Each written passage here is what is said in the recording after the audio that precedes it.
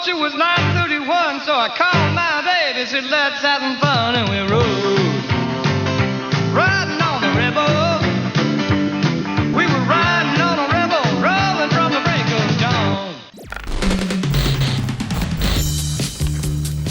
Howdy, this is Lemmy with RevZilla, here to talk to you today about the Honda Rebel.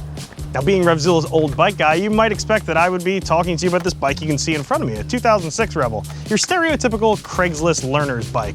This thing's got some bashes and some scrapes on it, but this is indicative of the bike that a lot of people have started their riding careers on. However, I already owned one of these bikes, so I'm not going to spend any time at all on one of these. Instead, my lurch-like accomplice, Spurgy here, will be on top of one of these, giving you some history about the 30-year reign the Rebel has had as king of the beginner bikes. I, however, will spend time in the Rebel 300 you can see over here. Now, Spurgeon's already gotten some time on the Rebel 300. He was out here for the press launch of these bikes, and he's already put quite a few miles in the seat of one of these babies.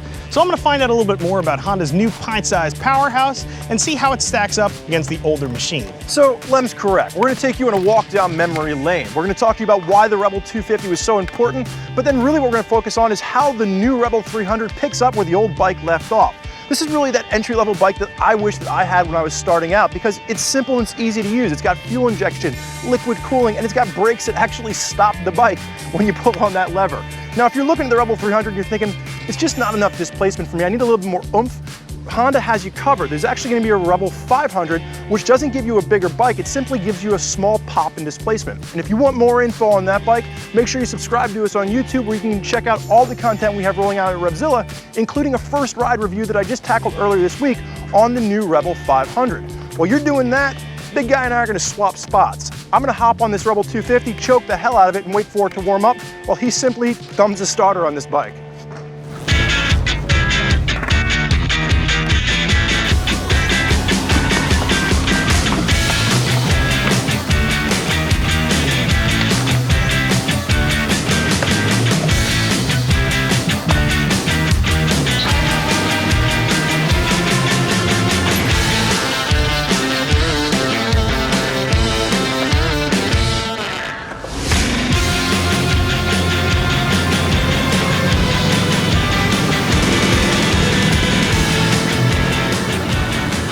All right, Spurge, you got the twin, I'm on the single. I'll race you to the top. Sounds like a plan, my friend. Let's go.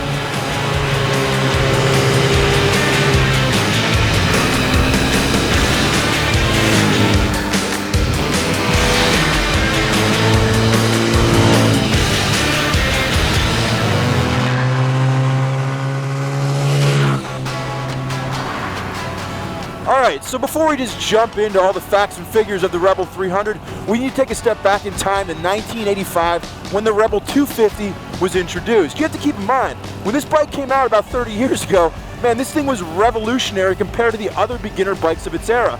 This bike replaced the CM200 Twin Star platform in Honda's lineup, and with that, it ushered in a whole new level of entry-level machines. This bike went from a 6-volt to a 12-volt electrical system. It eliminated a points and condenser setup and went to an electronic ignition.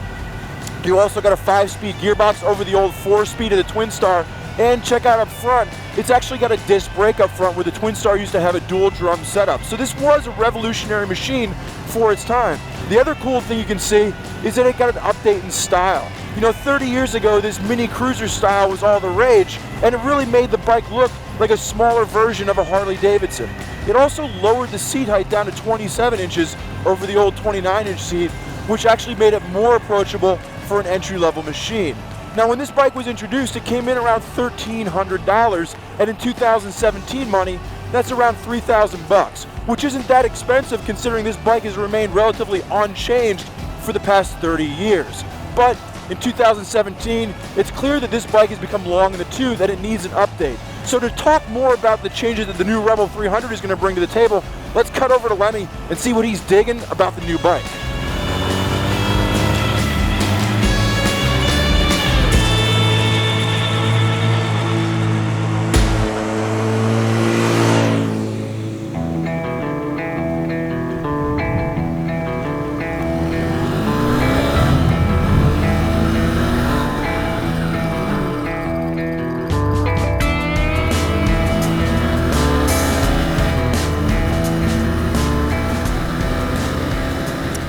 Spurgy just brought you to school on the 250 and why it was so important. Let me see if I can educate some of you guys on why the 300 is continuing that legacy.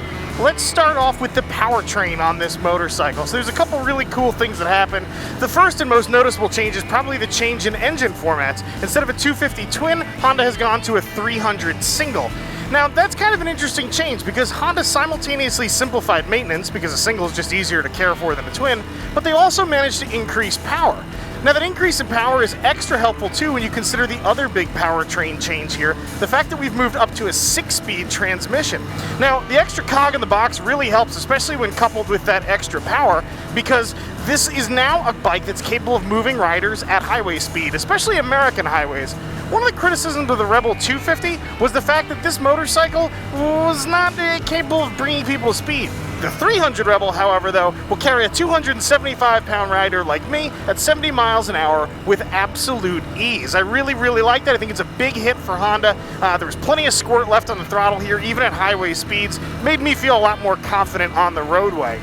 So moving on from there, let's talk about another big change they made mechanically, and that is fuel injection. This bike is finally a fuel-injected motorcycle. It's a fully modern bike now.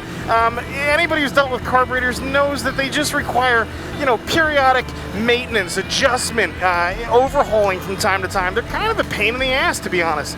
What they do is keep you wrenching on your bike instead of keeping you riding your bike, and that's not good, especially for beginning riders. They need as much time in the saddle as possible.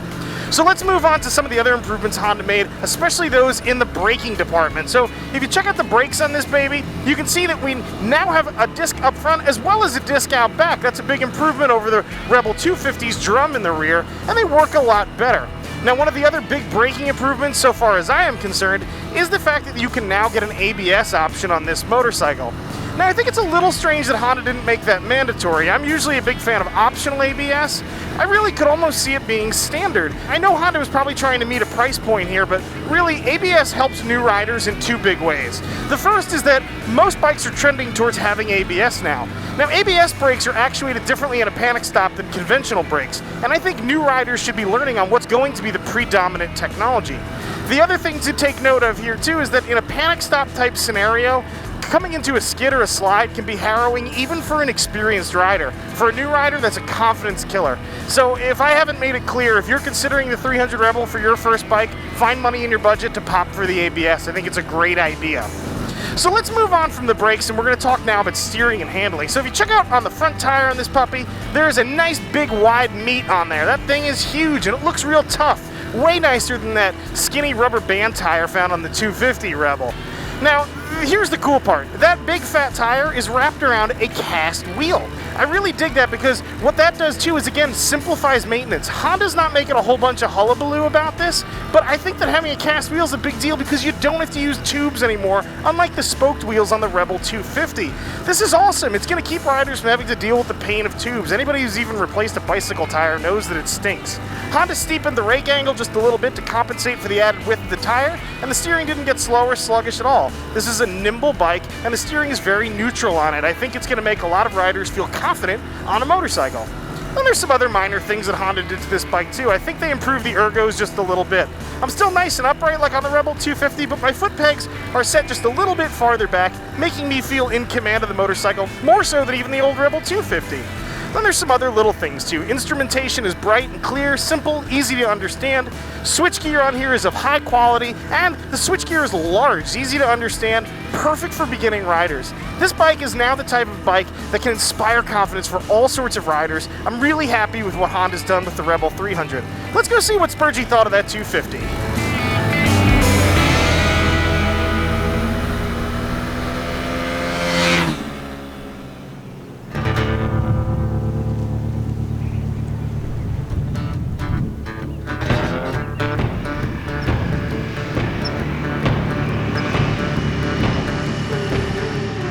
All right, Lem, so on one hand, you are right, and I completely understand why this bike has been so popular. It was fun, and it reminded me of what got me into motorcycling. It's an approachable machine.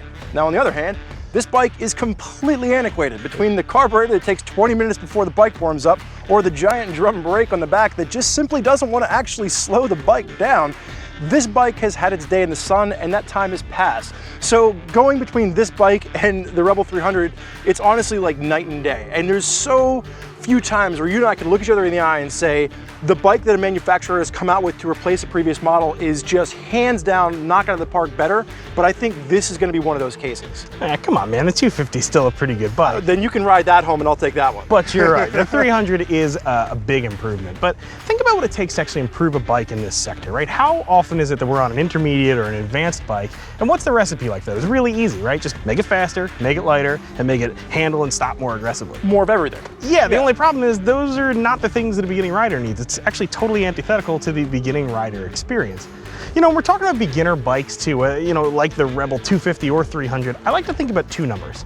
And the first is the large number of people who were first introduced to motorcycling by swinging a leg over one of these bikes in their MSF class. And then the second number I like to think about is a subset of that first number.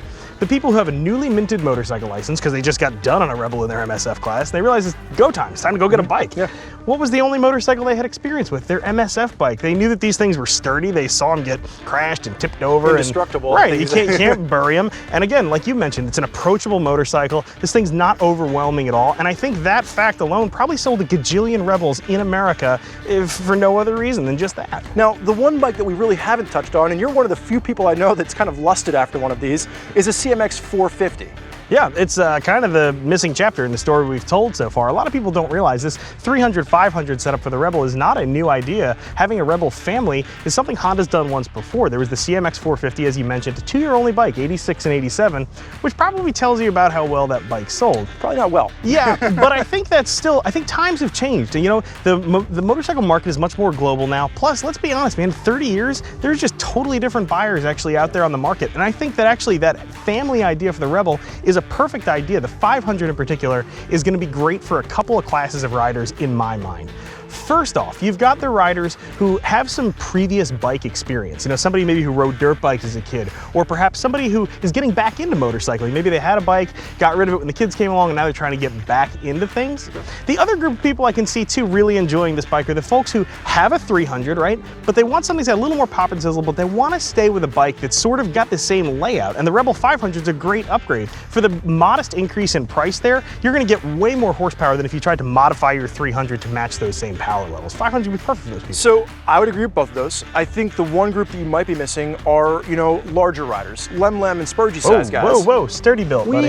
We have a good foundation to us, but you know, riders that, like you said earlier, you don't necessarily need more brakes, more suspension. You know, you don't necessarily need a bigger bike, but you might need a little more oomph, you know, to get you down the road. So when we were riding up here, right, I would have liked just a little more power than the 250 was giving me on the highway, which would have been nice. Now, what's great about this, whether you're looking at the 300 or the 500, neither one is what I would call a spec sheet bike. So many times you and I come out to these rides and, you know, we're looking at testing a bike and it's all about the horsepower and the brakes and the suspension, and, you know, it almost detracts from some of just the pure fun of motorcycling. And that's what these bikes brought back to me. They brought back just the fun of motorcycling, and having two small bikes to rip around on, we had a great time, and it was fun to ride them. Sure, I mean, I think you've just perfectly summed up the Rebel 250 and 450, the 300 and the 500. These bikes are all about getting knees in the breeze and putting smiles on faces.